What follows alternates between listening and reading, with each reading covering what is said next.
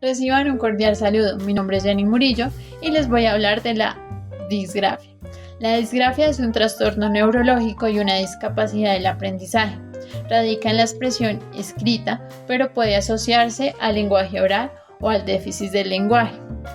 La escritura de textos implica una gran variedad de conocimientos, habilidades y capacidades, por lo que es difícil alcanzar un dominio óptimo. El diagnóstico del trastorno de la expresión escrita puede tenderse a confundir con conocimientos incompletos o defectuosos. Sin embargo, podemos determinar la presencia de este trastorno del aprendizaje teniendo en cuenta los siguientes factores. En primer lugar, tenemos que la persona presente habilidades de escritura que se ubiquen claramente por debajo de lo esperado para su edad cronológica, el nivel intelectual y la relación de edad y grado escolar. En segundo lugar, es necesario identificar si la dificultad se presenta a nivel gráfico u ortográfico, dado que hay una relación recíproca entre el grafema y el fonema, por lo que se puede tener dificultades en el número de letras que componen el grafema. Y en tercer lugar, si hay déficit sensorial, ya que este proporciona dificultades en la capacidad escrita y de interpretación de su entorno. La definición fue dada por Ausías en 1984, quien hizo énfasis en el aspecto motor o práctico de la escritura, el así llamado gesto de la escritura o las características gráficas. Pero cabe señalar que escribir no se limita netamente al movimiento efectuado por la mano, por complejo que sea, ni el dominio del sistema ortográfico de la lengua, porque la escritura implica acciones organizadas, precisas y que permiten representar de manera simultánea las características fonológicas, semánticas, sintácticas y pragmáticas del lenguaje oral.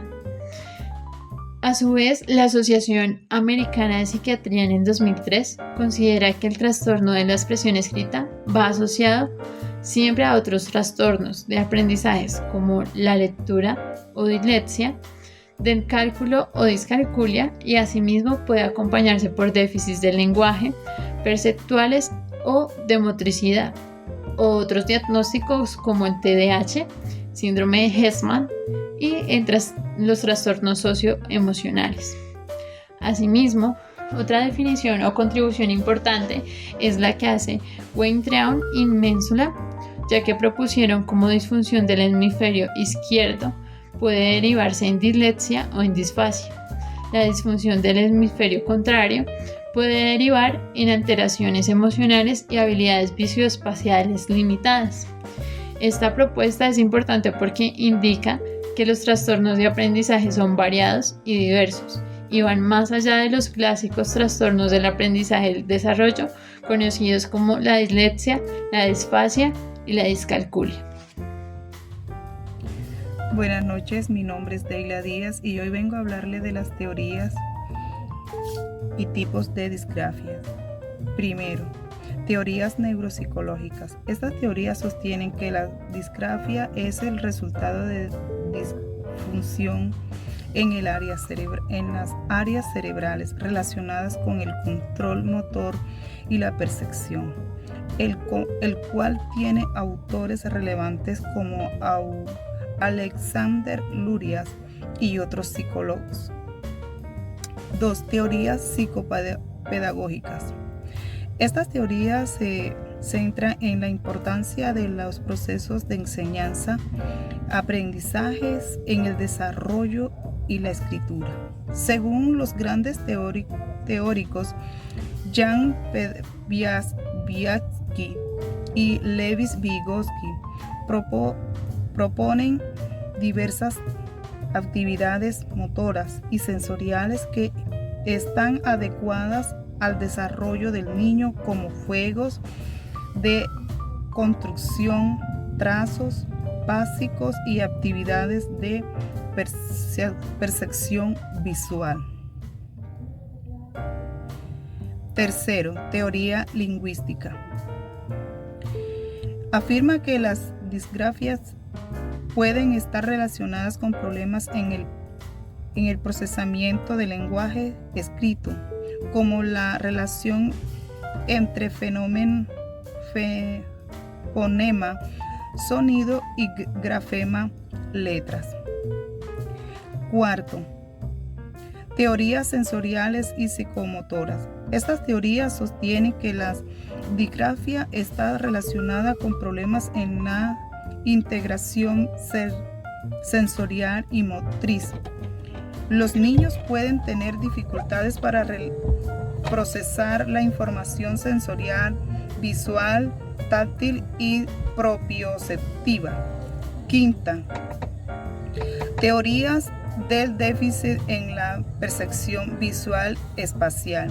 Estas teorías ponen en foco de la percepción visual y la orientación espacial como base para la escritura, donde esta requiere que el niño pueda recibir diferenciar la forma de las letras, su tamaño, origen, ubicación en el espacio. Sexto, teorías del procesamiento cognitivo. Estas teorías aplican la disgrafia como resultado de un problema en el procesamiento de la información, la escritura de un proceso complejo que implica la memoria, la atención y la planificación y la ejecución motora.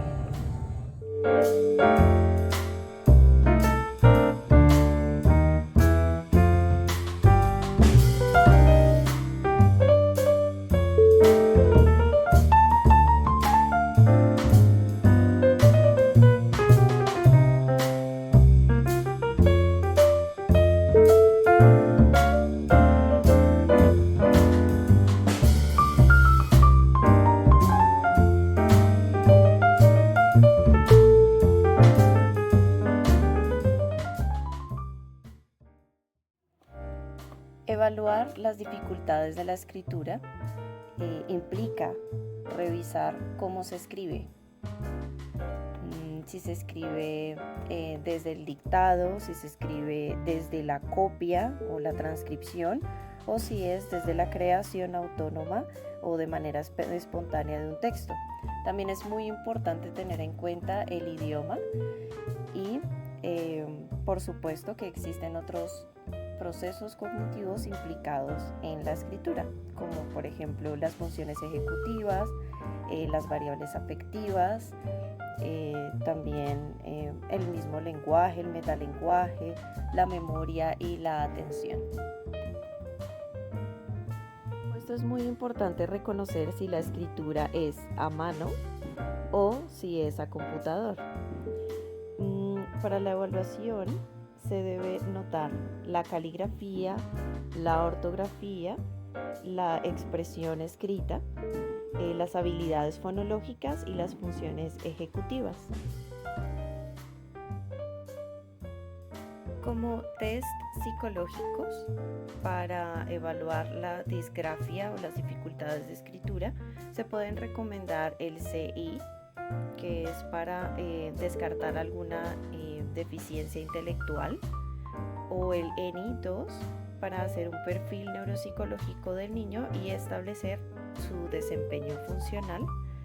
Podemos también sugerir la batería de aptitudes diferenciales y generales, que es la que mide la inteligencia verbal y no verbal, el vocabulario, la percepción, coordinación, razonamiento, con figuras, conceptos cuantitativos y numéricos.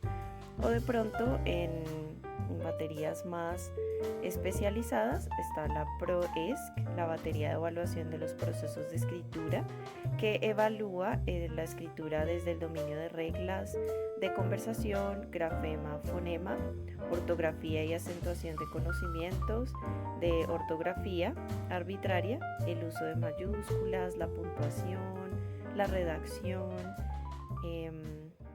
y las narrativas expositivas, o también la CLE, que es una prueba de conocimiento sobre el lenguaje que valora la comprensión escrita, o el ECOMPLE, que es la evaluación de la comprensión lectora. Tenemos una ruta y circuitos neurales que sirven o funcionan para la lectura y la escritura, que van de la mano. Nuestra lectura y escritura son visual y están conectadas con la audición y viceversa. En realidad lo que ocurre es que en la lectura primero determinamos desde la parte occipital, desde el área visual, determinamos desde las figuras de las palabras, los símbolos, los grafemas, y luego en una conexión en un circuito superior lo llevamos a una parte auditiva, conectada en una parte o llevada más a la parte del sonido, del fonema y de la pronunciación. Estos circuitos en la escritura podrían funcionar de una forma opuesta, desde la audición hasta lo visual. Nosotros primero generamos desde una parte frontal la imagen de lo que queremos decir y luego lo expresamos en los grafemas, que está revelado en lo visual.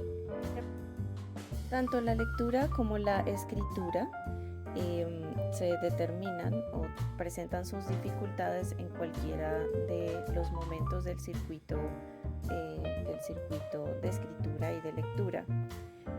Puede ser que el estudiante pueda hablar y pronunciar las palabras. Esto quiere decir que el circuito auditivo sí funciona perfectamente, pero de manera visual, que ya involucraría la escritura, no puede escribir o generar las letras de lo que no puedo imaginar ni siquiera las palabras como son. Hay distintas formas y tocaría distinguirlos. Los tratamientos deben ser personalizados, debe identificarse en qué momento del circuito está siendo interrumpido para presentar la dificultad en el individuo. Si es desde lo fonológico, podríamos sugerir una escritura compartida, una forma de enseñanza de escritura compartida, en donde se hace un vínculo entre el lenguaje hablado y el escrito. Además, al procurar la participación y la planeación, va a haber una discusión, una revisión que permite la rememoración de las palabras. También existen distintos géneros y naturalezas de la narrativa que nos pueden ayudar a generar ese rememoramiento. Otra forma de enseñanza de la escritura es la escritura guiada. Entonces el profesor está como guía mientras le propone al estudiante ya sea hacer una narración espontánea, copiada, dictada, de acuerdo a lo que se quiera evaluar, y el estudiante entonces va aprendiendo a hacer su planeación de la escritura. Él distingue cuál es la temática que quiere tocar. El profesor solamente le da un modelo, el estudiante es el que le da significado y lo recupera también en el mismo texto, que será de su gusto.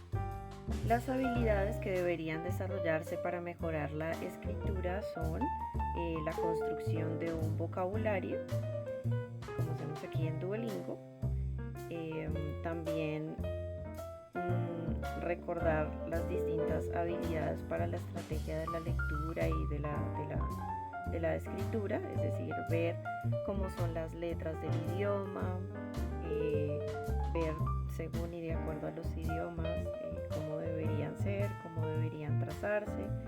También desarrollar concentración e interés en el niño, en que se pueda relacionar personalmente con su práctica de escritura, que la pueda entender y que la pueda apreciar también.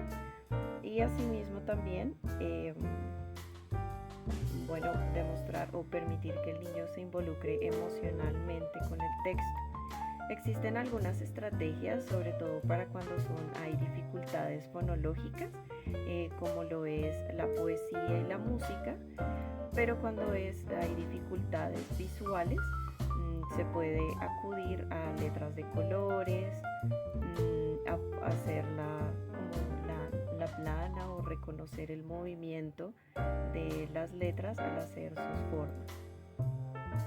Queridos amigos, un día, entre algunas de mis clases, me encontré con una estudiante de segundo grado, muy segura y frentera, que sabía lo que quería, pero no sabía cómo se escribía. Es que no sé cómo se escribe, te quiero mucho, profesora, dijo. Entonces me pregunté, ¿cómo es posible que sigamos queriendo, deseando y pensando sin saber cómo escribir todo aquello? Sí, el humano puede seguir viviendo sin la escritura, pero ¿acaso no es con ella como podemos decir cómo queremos lo uno y lo otro en su diferencia? Escribir es una exteriorización de los pensamientos que nos llenan la cabeza de esperanzas y frustraciones. Es lograr aterrizar la música de nuestras vidas que escuchamos mientras vamos andando en la cotidianidad. Se trata de aclararle al otro y a lo otro cómo lo vemos, sentimos y queremos. Es un método de apertura de lo que somos por dentro para que se vea e influencie lo de afuera. Es nuestra forma de involucrarnos y de materializar lo que creemos un fantasma de nuestra mente y memoria en un ser que somos nosotros. Seguramente, si esta pequeña hubiese sabido cómo escribir el cómo ella quería, hubiese logrado sacar de sí todo lo que su corazón latía, un alivio para ella tal vez, y un mensaje bien recibido quizá. Igual a un niño se le entiende cuando quiere, menos mal. Y ese te quiero habita en mi corazón, mi pensamiento y mi escritura. Amigos, les escribo pronunciando una a una estas palabras, con la música que tengo por dentro para que ustedes hagan la suya también. Y para que enseñen a cantarla, a dibujarla, a quienes sin querer pueden y a quienes no pueden, pero la necesitan y la anhelan. Un saludo para todas y todos. Quedo de ustedes, Shalom Ferry.